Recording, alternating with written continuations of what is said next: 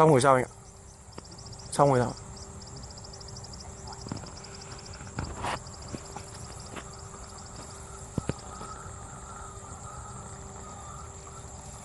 Đây con mồi đang gào này.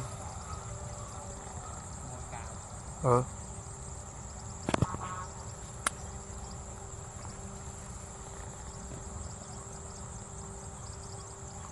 Em sợ rộng đéo căng được.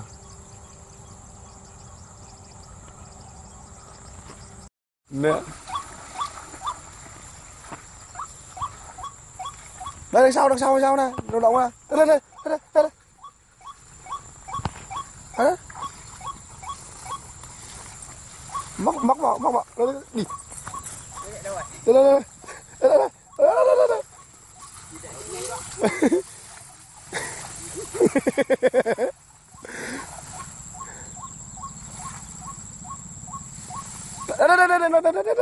Đi từ nó này quẩn sao? Vào thòng rồi. Đấy, vào môi. Coi ra.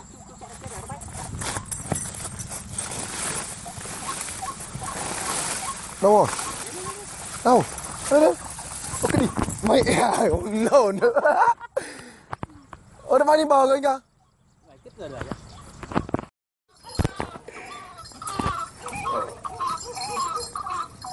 Một con. Anh xuống gỡ đi.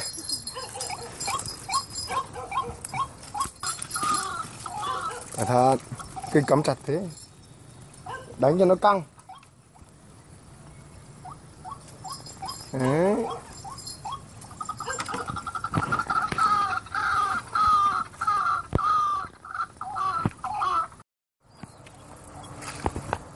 Úi giời.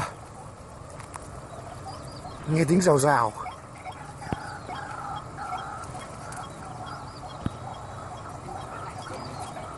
Có một con à? Hay đâu? Đang thua, một con đang thua.